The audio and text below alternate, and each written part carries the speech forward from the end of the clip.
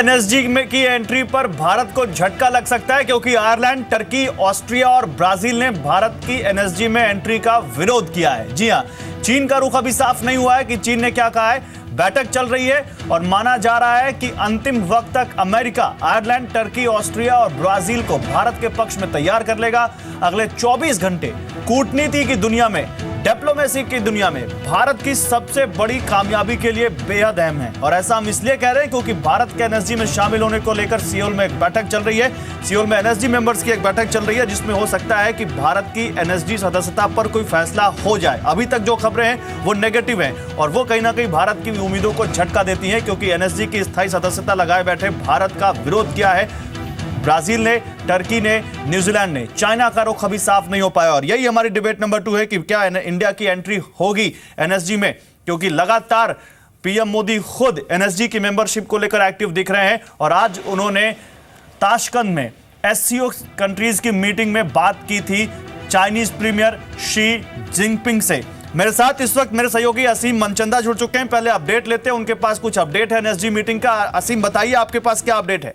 देखिए, अभी जो अपडेट लेटेस्ट हमें ये मिल रहा है कि 5 देशों ने उसका जो है विरोध किया है और खास तौर पे कि भारत को अगर इसमें एंट्री लेनी है, 48 देशों का ये ग्रुप है, तो सारे देश इसके ऊपर एग्री जो है वो करने चाहिए। ये देश जो है चाइना के साथ एसोसिएट्स हैं, तो उस वजह से ये विरोध कर रहे हैं। चाइना से अभी प्रधानमंत्री नरेंद्र मोदी ने जो है मुलाकात की, उनको कहा कि आप शांति से इसके ऊपर अपने विवेक से जो है वो फैसला लीजिए। तो अभी उनकी तरफ से फैसला अगर लेना है, तो अगर चाइना सपोर्ट करता है भारत की एनएसजी में एंट्री, तो उसके बाद हो सकता है कि बाकी ये देश को अमेरिका जो है वो मना ले और भारत की एनएसजी ग्रुप में जो है एंट्री हो जाए। लेकिन अभी फिलहाल यही खबर है कि ये 5 देश जो है इसका विरोध कर रहे हैं। लास्ट जो कार्ड होगा वो चाइना के पास होगा। अगर चाइना मानता है तो ये मान के चलिए कि बाकी देश भी इसके लिए एग्री कर सकते हैं। चलिए, घूम फिरा के बाद चाइना के आसपास ही आती है। बहुत शुक्रिया असीम आपका इन तमाम जानकारियों के लिए। और मेरे साथ जो पैनल है उनसे हम आपको रूबरू करा दें। मेरे साथ जैसा कि आप देख रहे हैं डॉक्टर जफर इस्लाम साहब तो हैं, प्रोफेसर संतोष कुमार मेहरोत्रा मेरे साथ इस पैनल बने हुए हैं, अभय दुबे जी भी हैं और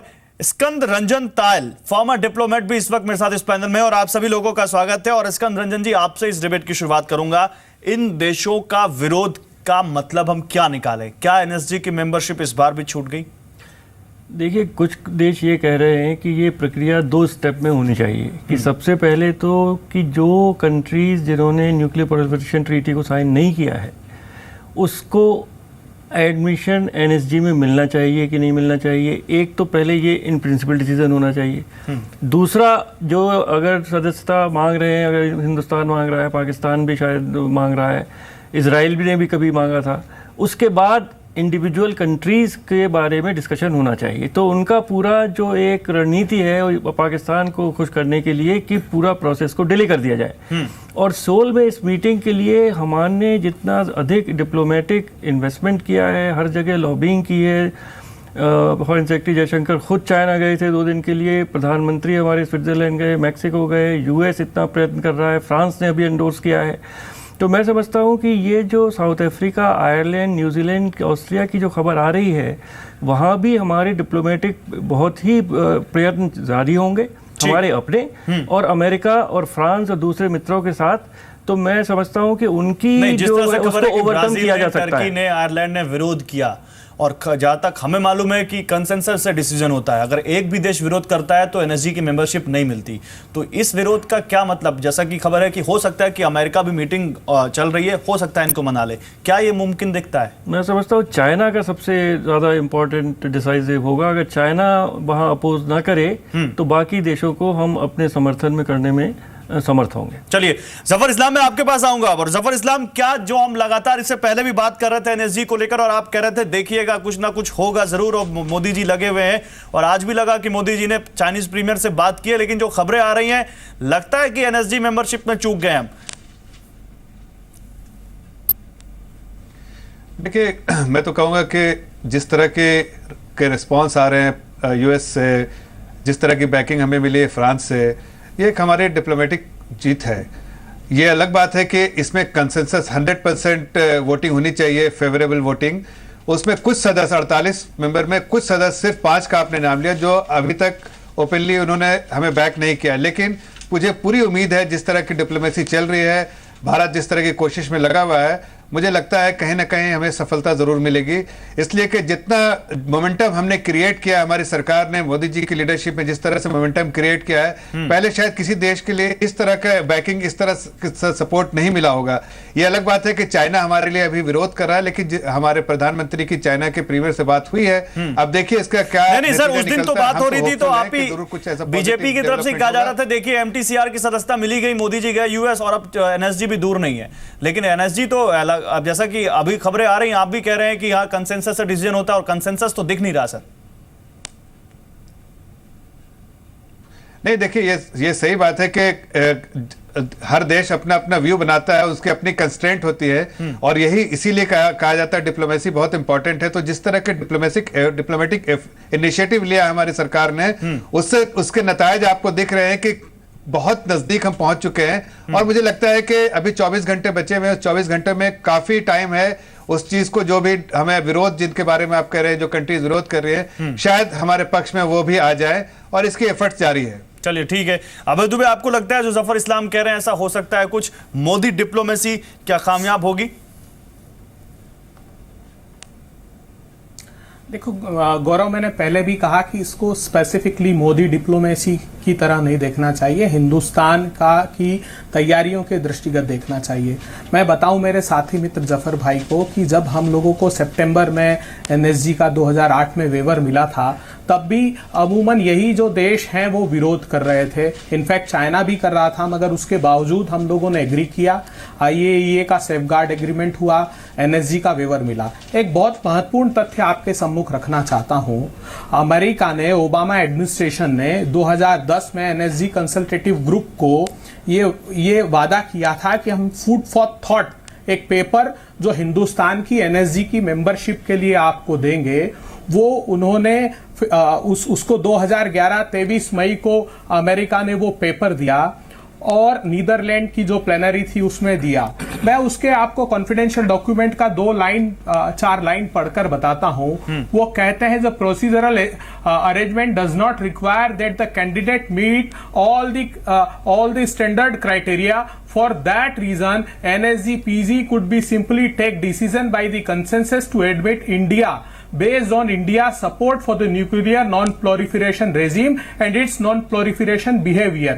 वो साथ में ये भी कहते हैं कि जरूरी नहीं है कि वो सिर्फ NPT को ही उसने साइन किया हो, उस टाइप के दूसरे जो कंट्री हैं जिन्होंने एग्रीमेंट किए हैं, जिसमें वो कहते हैं कि आईएईए का सेफगार्ड एग्रीमेंट को भी हम कंसीडर कर सकते हैं। लेकिन ये बात बिल्कुल ठीक है कि कंसेंसस होना बहुत जरूरी है और मुझको लगता है ये जो एफर्ट्स हैं इतने लंबे समय के, उसमें हमको कामयाबी मिलनी चाहिए, हर हाल में मिलनी चाहिए। बहुत बड़ा इंपैक्ट हमको नहीं होने वाला, क्योंकि हमने जो एनएसजी का वेवर लिया है, आईएईए का सेफगार्ड है और हमारे म्यूचुअल जो बायलैटरल एग्रीमेंट्स हैं कई देशों के साथ जिन पर हम काम कर रहे हैं न्यूक्लियर रिएक्टर्स पर।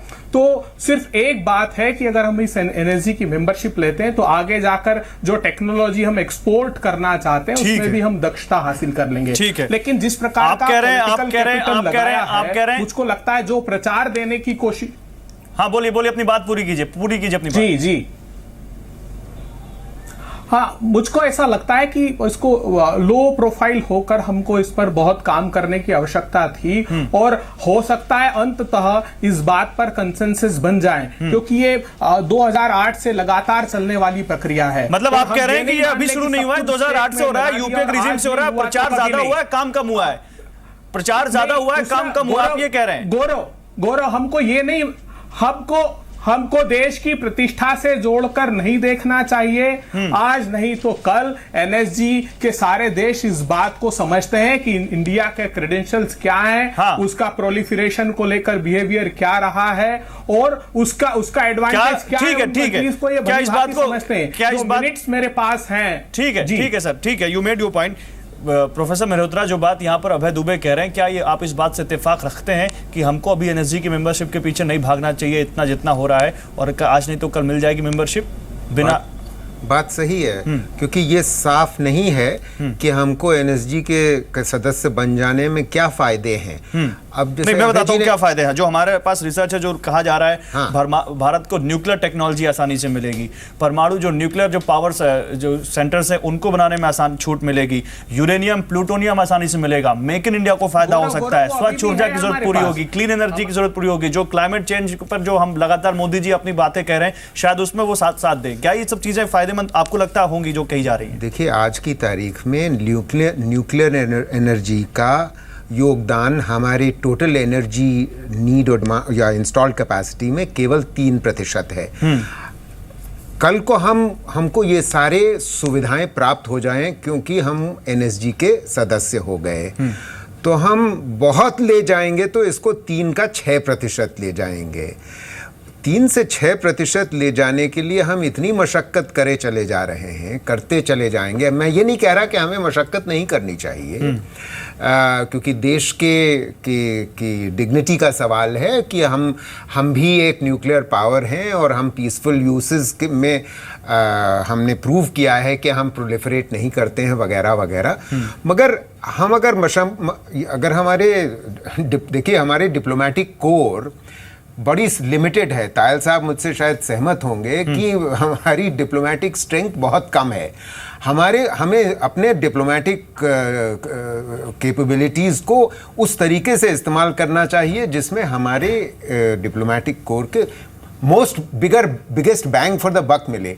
जब हमें इसमें बड़ा फ़ायदा ही नहीं हो जाने वाला है तो हम क्यों इतनी मशक्कत कर रहे हैं? मेरा तो सवाल यह है। तायल साहब शायद मैं तायल साहब से पहले जफर इस्लाम जी से ये सवाल पूछूंगा। जफर इस्लाम साहब, 2 सवाल उठ गए, कम प्रचार ज्यादा और एनएसजी की मेंबरशिप से जब इतना फायदा नहीं है तो क्यों एनएसजी की मेंबरशिप के पीछे हम भाग रहे हैं इतना?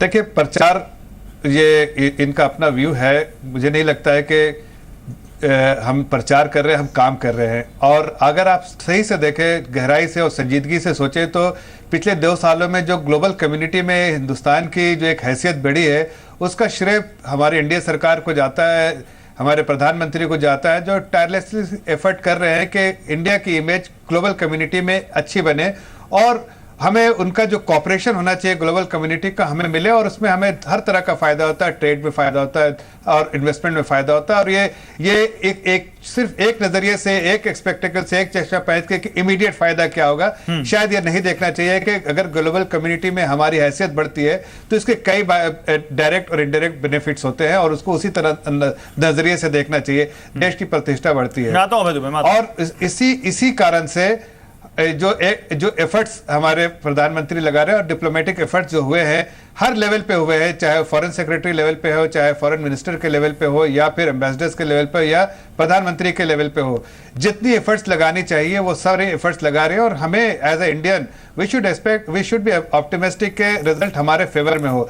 ये जरूर है कि 48 में से 48 कंसेंसस करना आसान तो नहीं है, और अगर हम 39 तक पहुंच चुके हैं तो मुझे उम्मीद है कि ये 5 लोग भी हमारे फेवर में हो जाएंगे और देश की प्रतिष्ठा ही बढ़ेगी अगर एनएसजी में हम मेंबर होते हैं, और बिजनेस कम्युनिटी को ही फायदा होगा। और जो एनर्जी डिप्राइव्ड कंट्री है उसमें हमें बहुत फायदा होगा। न्यूक्लियर टेक्नोलॉजी हमें अगर का सुविधा हमें न्यूक्लियर टेक्नोलॉजी से हम अगर ऊर्जा प्रोड्यूस करना चाहते हैं तो आज की तारीख में बहुत एक्सपेंसिव पड़ रहा है।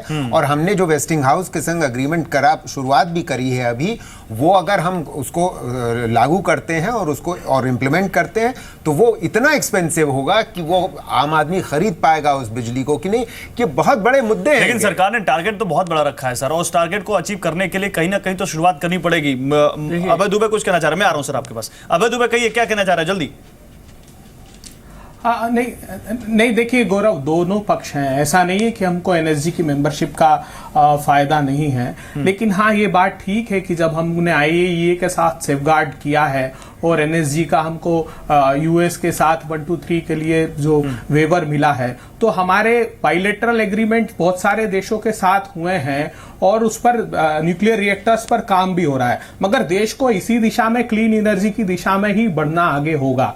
मुझको भारतीय जनता पार्टी से आज ये सवाल पूछना है कि अरुण जेटली साहब ने पूरा का पूरा एक ब्लॉग लिखा था इसके खिलाफ, अगर जफर इकबाल साहब ने वो पढ़ा हो 13 में, कि किस प्रकार हिंदुस्तान को पीछे धकेला जा रहा है, और उन्होंने बाकायदा उस जो हमने पास किया था कानून हिंदुस्तान में, उसमें चाहे गलत तथ्यों के आधार जल्दी सर, जल्दी समय कम है, जल्दी क्रिटिसाइज किया था। आज हम वो नहीं करना चाहते। हम देश के साथ गौरव खड़े हैं, लेकिन ये बहुत जरूरी है कि हम एनएसजी की मेंबरशिप हासिल करें, मगर प्रतिष्ठा का प्रश्न बनाकर नहीं। और ये नहीं प्रतिष्ठा का प्रश्न नहीं बनाना चाहिए। ठीक है, आप किस बात का जवाब दे लेते हैं सर? चाइना कि उसको किसी एक कमेटी को रिफर कर दिया जाए। जी, आप किस बात का जवाब दे लेते हैं? और एक एक्सपर्ट से लेते हैं आप किस बात का जवाब? एसआर तायल साहब, क्या ये प्रतिष्ठा का प्रश्न बन गया है भारत की कि एनएसजी की मेंबरशिप? देखिए, आपने जो कहा कि हम न्यूक्लियर ट्रेड कर पाएंगे, यूरेनियम ले पाएंगे, ये सब तो 2008 में हो चुका है। इस समय केवल ये प्रतिष्ठा का विषय है। और अभी अगर हम एनएसजी के मेंबर नहीं हैं तो दूसरे लोग रूल्स बनाते हैं और हम कहते हैं कि हाँ साहब हम फॉलो करेंगे। कहाँ टेक्नोलॉजी अपनी एक्सपोर्ट भी कर सकते हैं, एक्सपोर्ट भी कर सकते हैं, इंपोर्ट तो कर ही सकते हैं। पर ये प्रतिष्ठा का प्रश्न है कि हम लोग बाहर रहे, हम लोग भी अंदर आके उसके और रूल्स बनाए जो सब दुनिया सब फॉलो करे। और दूसरी चीज़ ये है कि एक बार हम एनएसजी के फुल मेंबर बन जाएंगे तो जो भी नॉन प्रोलिफरेशन ट्रीटी बिल्कुल हमारे लिए वो ख़त्म हो जाएगी, बरी हो जाएगी। हम डिफेक्टो डी ज्योरे एक्सेप्ट हो जाएंगे कि हम न्यूक्लियर वेपन्स पावर हैं, और कोई भी हमारे ऊपर कभी ये नहीं कहेगा कि पहले आप एनपीटी साइन करिए, उसके बाद आपके लिए ये दरवाज़ा खुलेगा, वो दरवाज़ा खुलेगा। तो ये प्रतिष्ठा का प्रश्न है सबसे ऊपर। दूसरा कि हम उस ग्रुप के अंदर आके रूल्स बनाएं, और ये नहीं कि दूसरे 48 कंट्री रूल बनाएं जिनको हम फॉलो करें। और तीसरा कि हमारा status nuclear weapons power de facto and de jure हर जगह एस्टैब्लिश हो जाएगा। को आप कैसे सॉफ्टन करेंगे? चाइना के साथ कैसे सॉफ्टन किया जा सकता है उसके स्टैंड को, क्या लगता है? चाइना को इस समय बहुत ध्यान से और गंभीरता से सोचना होगा कि वो भारत से अपने संबंध कैसे चाहता है, क्योंकि पूरा देश देख रहा है, हमारे सब पार्टीज देख रही हैं। हमने बहुत प्रयत्न किया है, जयशंकर फॉरेन सेक्रेटरी स्वयं गए 2 दिन वहाँ। आज हमारे प्रधानमंत्री ने प्रेसिडेंट शी जिनपिंग से पर्सनली उनसे कहा है कि फेयर एंड ऑब्जेक्टिव असेसमेंट करिए। और अगर अब भी चाइना हमारे रास्ते में रोड़े अटकाएगा तो इसका बहुत गंभीर प्रभाव भारत और चाइना के संबंधों पर पड़ेगा। ये भी चाइना को सोचना चाहिए कि पाकिस्तान तो अपनी जगह है, पर हिंदुस्तान का इतना बड़ा मार्केट है, हिंदुस्तान इतनी बड़ी इकोनॉमी बनने वाला है, हिंदुस्तान इतना पावरफुल कंट्री है, क्या वो हमारी जनता को, हमारी गवर्नमेंट को, हमारी दोनों पार्टीज को, यूपीए एनडीए का सबको नाराज करना चाहता है? उनको बहुत गंभीरता से इसको सोचना पड़ेगा। तो चाइना को इससे क्या फर्क पड़ता है? आप कितने नाराज? देखिए चाइना को भी तो जरूरत पड़ती है। चाइना आपका इंपोर्ट करने का है, देखिए बहुत छोटा हिस्सा आप एक्सपोर्ट नहीं, चाइना को भी हमारी जरूरत पड़ेगी। अभी यहाँ साउथ चाइना सी में उसके खिलाफ जजमेंट होने वाला है। आपको ध्यान होगा फिलीपींस ने जो अंक्लॉस में United Nation conference law of the sea में उनके खिलाफ जो चार्ज किया है, सारा सबका मानना है कि ट्रिब्यूनल का जो भी वर्डिक्ट आएगा वो शायद चाइना के खिलाफ होगा। तो चाइना को भी हमारी जरूरत पड़ेगी। उसको सोचना चाहिए कि चाइना और भारत के अंतर्राष्ट्रीय जगत में भारत का वेट ज्यादा है या उसका जो लैकी है पाकिस्तान उसका वेट ज्यादा है। क्या ये बात हम बता नहीं पाए चाइना को? आपको हमने बताया और वो समझते हैं। तो देखिए, तो अभी वो उसको कंफ्यूज करने की कोशिश कर रहे हैं कि साहब सबसे पहले इन प्रिंसिपल डिसीजन ये लीजिए कि नॉन प्रोलिफरेशन ट्रीटी जिससे साइन की नहीं है, नॉन पीटी कि वो मेंबर बन सकते हैं कि नहीं बन सकते। आप एजेंडे, उन्होंने तो कहा कि एजेंडे में ही नहीं है बैठक में, तो वो उसको कंफ्यूज करने की कोशिश कर रहे हैं। लेकिन क्या चाइना की इस चाल को समझ नहीं पाए जफर इस्लाम साहब? और जो बात यहाँ पर अभी अभय दुबे ने भी उठाई थी कि प्रतिष्ठा का प्रश्न आपने बना लिया है, तो प्रतिष्ठा का प्रश्न बनाना सही है कि नहीं है, क्या लगता है आपको? देखिए, ये अभय दुबे जी क्या कह रहे हैं? अभय दुबे जी का कहने का मतलब है कि आप 12th मैन बन के रहिए, आप प्लेइंग 11 में ना रहे।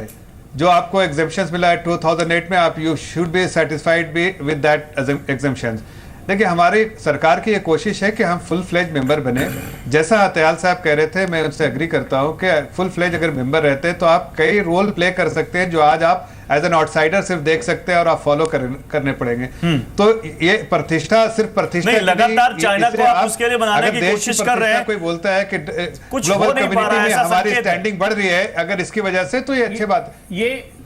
लेकिन देखिए, चाइना के अपने कंट्री के इंटरेस्ट के हिसाब से चाइना सोचेगा, हम अपनी कंट्री के हिसाब से सोच रहे इंटरेस्ट से, तो अपनी अपनी कंस्ट्रेंट होती है, लेकिन यहीं पर डिप्लोमेसी काम आती है। और इसमें आप क्रेडिट देना पड़ेगा आपके अपने प्रधानमंत्री जी को कि जिस तरह की उन्होंने इनिशिएटिव एट ऑल लेवल्स, चाहे फॉरेन सेक्रेटरी, चाहे फॉरेन मिनिस्टर, या फिर अपने लेवल पे उन्होंने जिस तरह की इनिशिएटिव लिया है, जिस तरह के एफर्ट्स लगाए हैं, उससे यहाँ तक इतना मोमेंटम तो बनता हुआ दिख रहा है कि आज हम आप ये कह रहे हैं कि ये मेंबरशिप बनती हुई दिख रही है, कहीं ना कहीं उम्मीद लगती है। और स्पेशल मीटिंग आज बुलाई गई है पोस्ट डिनर, इसी के बारे में कि हिंदुस्तान के इशू के बारे में डिस्कस किया जाएगा। ये कहीं ना कहीं एक डिप्लोमेटिक जीत सर, आप है। देशवासियों और की इतना बड़ी मोमेंटम उम्मीदें पहले बांध कभी रहे देखा नहीं गया हैं। था जफर इस्लाम आप बड़ी उम्मीदें बांध रहे हैं देशवासियों की। उम्मीद टूटेगी अगर ये उम्मीद टूटेगी अगर ये कंसेंसस जमा करना आसान नहीं था, लेकिन जितना दूर तक हम पहुंचे हैं, हमें ऑप्टिमिस्टिक रहना चाहिए कि शायद रिजल्ट पॉजिटिव होगा, हमारे फेवर में होगा। ठीक है, अवैध दुबे कुछ कहना चाहते हैं, बोलिए अवैध दुबे, बोलिए। ओके, अवैध दुबे कुछ कहना चाहते हैं। गौरव, ये एक बड़ा diplomatic failure Bharatiya Janata party का कहा जाएगा कि ऐसी परिस्थितियां, अगर आप इसी तरीके से उस समय के सीन को देखेंगे सितंबर 2008 के, या जब हमने लेजिस्लेशन पास किया था, हमको उन देशों का के विरोध के बावजूद हमने वेवर लिया। और इतना ही नहीं, जो प्रमुख प्रतिपक्षी पार्टी थी हिंदुस्तान में, उसने इतना जबरदस्त रेजिस्टेंस डेवलप किया। हम उन दोनों मोर्चों पर जीत करके हमने वो उपलब्धि हासिल की। इसलिए ये उन देशों को, चाइना को अगर राजी नहीं कर पाते हैं। ओके सर, ओके, समय कम है, जल्दी सर, जल्दी, समय खत्म हो चुका है सर, जल्दी पूरी कीजिए बात। पड़ा है वो एक बड़ा डिप्लोमेटिक फेल्यूर है। ठीक है, आप अपने कुछ कहना चाहते हैं प्रोफेसर? सर केवल एक सेकंड गौरव, 3% पहले भी था 2008 में, 3% आज भी है। न्यूक्लियर एनर्जी का रोल कोई बहुत बड़ा नहीं, क्योंकि हमने अग्रीमेंट कर लिया, तो इसलिए नहीं, तो बड़ा नहीं तो क्या बढ़ाने की कोशिश नहीं करनी चाहिए। मैं उस बात से सहमत। चलिए, तो वो कोशिश कहीं ना कहीं एनर्जी की मेंबरशिप से आसान होती दिखती है, इस बात को तो आप भी मानेंगे। फिलहाल आप सभी लोगों का बहुत शुक्रिया। तो इंडिया की एंट्री एनएसजी में होगी या नहीं होगी, ये भी अब कल पता चलेगा, लेकिन सवाल यहां पर साफ है कि क्या मोदी डिप्लोमेसी जिस तरह के संकेत आ रहे हैं कहीं नाकामयाब रहेगी, इस बारे में आपको बताएंगे। फिलहाल बिग स्टोरी बिटवेट बस इतना ही, और आपको बता दें जाते जाते कि ब्रेक्जिट, ब्रिटेन यूरोपियन यूनियन से एग्जिट होगा या नहीं होगा, ये रिजल्ट कल आ रहे हैं, और एक बहुत बड़े पैनल के साथ, जिसमें सरकार के कुछ बड़े नाम और बड़े एनालिस्ट हमारे साथ होंगे ब्रेक्जिट वर्डिक्ट डे पर, जिनसे हम इस बारे में बात करेंगे, जिसमें finance minister, MOS finance, VC NITI Aayog, governor RBI, former president finance minister और चेयरमैन SBI, ये सब हमारे साथ होंगे। ये तमाम बड़े चेहरे हमारे साथ होंगे, जिनसे हम ब्रेक्जिट के इम्पैक्ट पे बात करेंगे। आप देखते रहिए जी बिजनेस।